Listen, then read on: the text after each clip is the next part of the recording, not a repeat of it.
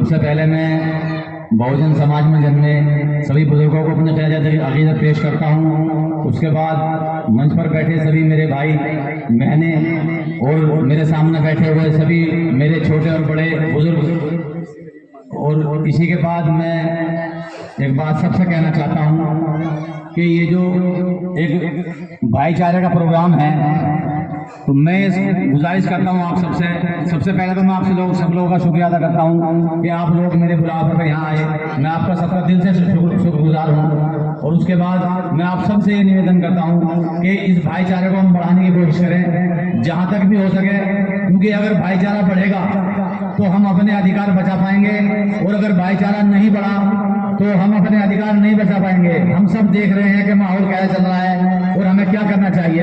हम सब समझदार हैं, कोई बेवकूफ नहीं है, तो हमें कम बोलना, ज्यादा समझना, ये हम सबको चाहिए कि हम इसको बढ़ाएं आगे तक, जहाँ जिसकी जैसे मामला है अपने भाईचारे को बढ़ाएं। और मैं आजाद समाज पार्टी के हमारे सीनियर लीडर यहाँ बैठे हैं। अभी हमारे साहिब सरमान साहब ने एक मांग रखी थी कि किसी मुस्लिम को टिकट दिया जाए विधानसभा का, कि दलितों का छप्पर हो और मुस्लिमों का कैंडिडेट हो। बड़ी अच्छी बात कही इन्होंने, लेकिन मैं एक और गुजारिश करना चाहता हूँ, यहाँ मेरे सब सीनियर लीडर बैठे हैं, मैं ये चाहता हूँ कि जिला गाजियाबाद का कोई अध्यक्ष मुस्लिम बनाया जाए, क्योंकि अगर मुस्लिम बनाया जाएगा तो ये छप्पर हमारा और ज्यादा मजबूत होगा कि छप्पर दलितों का और दल्ली जो होंगी वो मुसलमानों की होंगी। तो इंशाल्लाह मुझे उम्मीद है कि दुनिया में कोई ताकत नहीं जैसे काट दे। मैं गुजारिश करना चाहता हूँ अपने सीनियर से कि मुस्लिम समाज का कोई जिला अध्यक्ष बनाया जाए जिला गाजियाबाद में, उस पर मेरी बात पर गौर किया जाए और ये बात हाईकमान तक पहुंचाई जाए। और मैं इसी बात की मैं आप फिर दोबारा आप सब लोगों का शुक्रिया अदा करता हूँ और मैं अपनी बात को खत्म करता हूँ क्योंकि वक्त बहुत कम है, अजान मगरिब की होने वाली है। मैं आप सब लोगों का शुक्रिया अदा करता हूँ। अस्सलाम वालेकुम। और यहाँ पर उपस्थित मेरे सभी बुजुर्ग, मेरी माताएं बहनें जो नजर नहीं आ रही हैं, बिल्कुल पता नहीं कहाँ हैं, और सभी नौजवानों का जिन लोगों ने हमें दावत दी आज ईद मिलन के लिए, उस सभी मेरे साथियों का, और मैं हार्दिक यहाँ पर मैं नुमाइंदगी कर रही हूँ अपनी पार्टी की, आज़ाद समाज पार्टी की। लेकिन पार्टी के लिए जो भी वक्तव्य देने थे, हमारे बहुत सारे साथी हैं जिन्होंने बहुत कुछ भी बता दिया है, पार्टी के बारे में भी बता दिया है, हमें क्या करना है ये भी बता दिया, राजनेताओं को क्या करना है, सभी कुछ आप लोगों को पता चल चुका है। लेकिन मैं आप लोगों से यहाँ पर केवल दो बातें कहना चाहती हूँ। जितना राजनीति हो चुकी है, धार्मिक राजनीति हो चुकी है, धर्म का क्या रूप यहाँ पर इस देश में हमारे बना दिया गया वो भी हम सब लोगों से अछूता नहीं है, हम लोग देख रहे हैं दिन ब दिन। जाति का क्या रूप बना दिया गया है वो भी हम लोगों से अछूता नहीं है, हम सब लोग देख रहे हैं। यहाँ पर हम आगे लेके जाने की कोशिश करते रहते हैं, जिसमें कि जाति होती है और धर्म होता है। इससे पहले जितने भी नेता आए सबके मुंह से मैं एक ही बात सुनती थी, या जिनको भी मैंने जानने की कोशिश करी या जिनको भी मुझे समझने का मौका मिला, मुझे एक ही बात पता चली कि भाई इस धर्म के वोट इस क्षेत्र में ज्यादा है तो यहाँ पर उस धर्म का व्यक्ति खड़ा होना चाहिए, इस जाति के वोट यहाँ पर ज्यादा है तो यहाँ पर उस जाति का व्यक्ति खड़ा होना चाहिए। एज अ नागरिक, एज अ सिटीजन, बाहुल्यता हो वहाँ पे उस व्यक्ति को खड़ा होना चाहिए, ना कि उस व्यक्ति को जो कि काबिल हो। क्या काबिल व्यक्ति उन लोगों में से नहीं हो सकता जो वहाँ पर अल्पसंख्यक हो? क्या काबिल व्यक्ति उस जेंडर से नहीं हो सकता जहाँ पर अल्पसंख्यक हो? बिल्कुल हो सकता है, लेकिन हम लोगों ने एक माइंडसेट बनी, ये चीज विचार अपना लिया है कि हम उसी राजनीति पर चलेंगे जो पुरानी तरीके से होती चली आ रही है, जिसमें कि कोई इक्वेशन बनानी होती है, कोई समीकरण बनाना होता है। और इस चीज का सबसे अच्छा उदाहरण जो है हमारा नगीने का सांसद का चुनाव रहा है, जिसमें हमने मुस्लिम और दलित समीकरण के सहयोग के साथ अपना एक सांसद दिया अपनी पार्टी से। लेकिन क्या हर जगह ये समीकरण चल पाएगा? नहीं चल सकता, क्योंकि कहीं ना कहीं किसी न किसी जगह पर मुस्लिम और दलित उस संख्या में नहीं होंगे जहां पर कि हम जीत दर्ज कर सकें। तो वहां पर आप लोग क्या करेंगे? वहां पर मुझे बताइए कि वहां पर हमारी क्या चीज ऐसी चल पाएगी जिससे कि हम अपनी वहां पर जीत दर्ज कर सकें? वहां पर वो चीज चलेगी कि हमारे पास काबिल इंसान होना चाहिए। सांसद जो है हमारे नगीने के एडवोकेट चंद्रशेखर जी, उनको सहयोग जरूर मिला हमारे दलित मुस्लिम समीकरण का, लेकिन वो काबिल है सांसद सांसद बनने के लायक है वो, इसलिए वो आज संसद में है।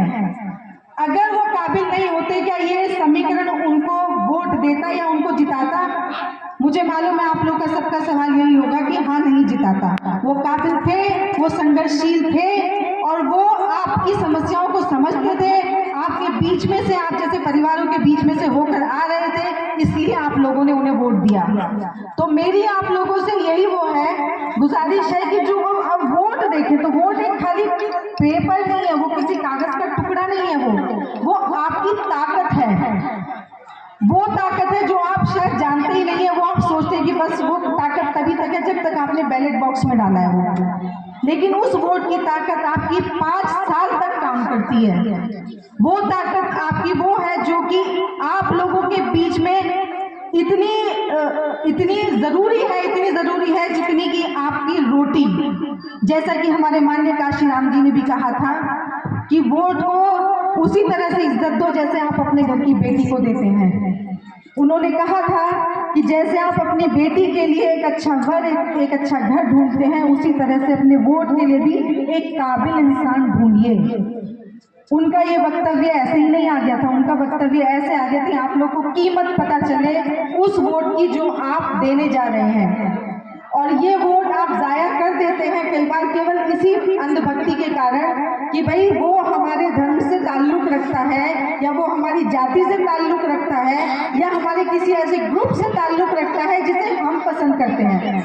बस यहीं पर खेल खराब हो जाता है, क्योंकि हर एक का ग्रुप पसंद आता नहीं है। ग्रुप भी कई तरह के बन जाते हैं। तो इन ग्रुपिज्म को हटा के, इस गुटबाजी को हटा के, अपने दिमाग से ये चीजें हटा के कि हमें धार्मिक राजनीति को प्रमोट करना है, हमें जातिगत राजनीति को प्रमोट करना है, हमें केवल और केवल प्रमोट करना है उस राजनीति को जहां पर एक काबिल इंसान खड़ा होगा। और वो काबिल इंसान अगर आप लोग चुनकर लाएंगे तो उससे अच्छा कुछ और नहीं हो सकता उस क्षेत्र के विकास के लिए। अगर कोई पार्टी अपना नुमाइंदा आपके सामने चुन के रखती है तो आपके ऊपर वो थोपा हुआ नुमाइंदा होगा। आप उसको जिता भी देते हैं, चाहे उसको एमएलए बना दीजिए, उसको एमपी बना दीजिए, उसको चेयरमैन बना दीजिए, उसको प्रधान बना दीजिए, लेकिन वो पार्टी का थोपा हुआ होगा। इससे बेहतर है कि आप अपने लोगों में से तैयार करके किसी को लेकर आइए। और मुझे मालूम है कि जब आप लोग तैयार करके लेके आएंगे तो वो आप लोगों की बात ज्यादा करेगा, पार्टी की बात कम करेगा। वो आप लोगों के बारे में ज्यादा सोचेगा, वो अपने बारे में कम सोचेगा। तो मेरी आप लोगों से यही गुजारिश है कि अगर आप लोग के बीच में कोई ऐसा प्रत्याशी है जिसको आप चाहते हैं, वो काबिल है, तो उसको अपनी ताकत से तैयार कीजिए। उसको ये मत सोचिए कि इस पार्टी के द्वारा अगर इसको टिकट मिल गया तो हम उसको वहां पर चुन के लेके आएंगे। आप लोग तैयार कीजिए और देखिए कि क्या वो आपकी समस्याओं को सुधार सकता है, आपके विकास में आपका हमराही बन सकता है वो, तभी उस बंदे को लेकर आइए। इस राजनीति को बदलने का काम आप लोगों का है। अब आपको बदलना होगा, जागना होगा, क्योंकि हालात बहुत खराब हैं। इतने खराब हालात हैं कि हमारे देश में भी एक जोकर बैठा हुआ है ऊपर। उस जोकर ने इस पूरे देश को सर्कस बना के रखा हुआ है और इन जोकरों की जमात इतनी बड़ी होती चली जा रही है कि आप खुद सोचें कि अमेरिका में एक जोकर बैठा हुआ है, उसने पूरे विश्व में, पूरे संसार में क्या तबाही मचा रखी है। तो जोकरों से बचिए, पागलों से बचिए, अच्छे समझदार लोगों को राजनीति में लेके आइए। ये हम लोगों का दायित्व है, हम लोग की जिम्मेदारी है, हम लोग का फर्ज है। अगर आप इस फर्ज को नहीं निभा सकते तो आपके ऊपर जोकर और पागल ही आके बैठते रहेंगे और आप उनकी जी हुजूरी करते रहेंगे। आप अपने सड़क क्यों बनवाने के लिए उसके आगे ऐसे जाके बैठते हैं जैसे कि आप भीख मांग रहे हो, जबकि आपने उसे अधिकार दिया है। ये उसका काम है कि वो आपके पास आए, आपसे आके पूछे कि आपकी सड़क नहीं बनी है तो बताइए कब तैयार करवानी है। लेकिन होता बिल्कुल इसका उल्टा है। इसीलिए होता है कि हमने पागलों को वो सीट दे दी है। ये आपकी जिम्मेदारी है।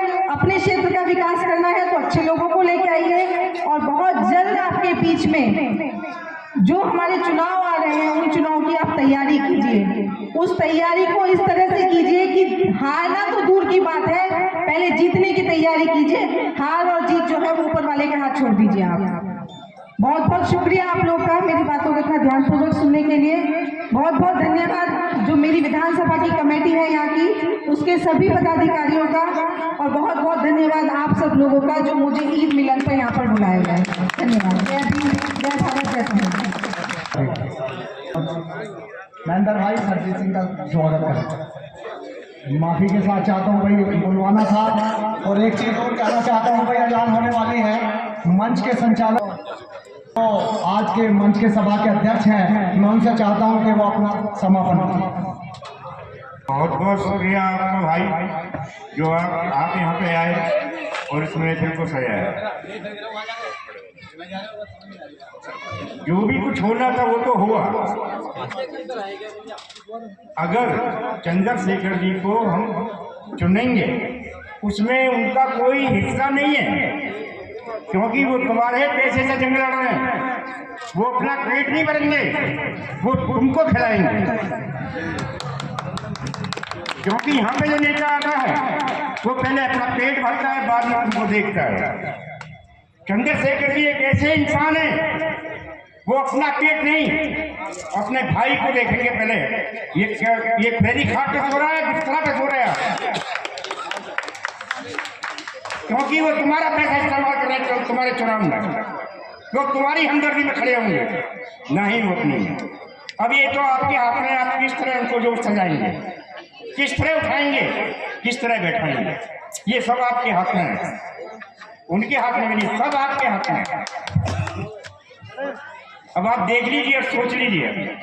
नेता हो तो ऐसा हो जिसको कि हम जानते हो, समझते हो, और नहीं तो नेता वो पहले अपना पेट भरेगा, बाद में आपको देखेगा कि इसके पेट में खाना है या नहीं है। फैसला सारा आपके हाथ में। ऐसा नेता आपको नहीं मिलेगा।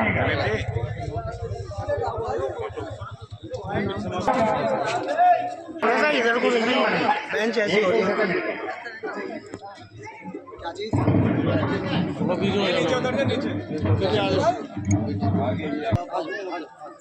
लेना छोड़, नीचे आ जाओ, नीचे स्टेज से एक छोड़। अगर मेरी वीडियो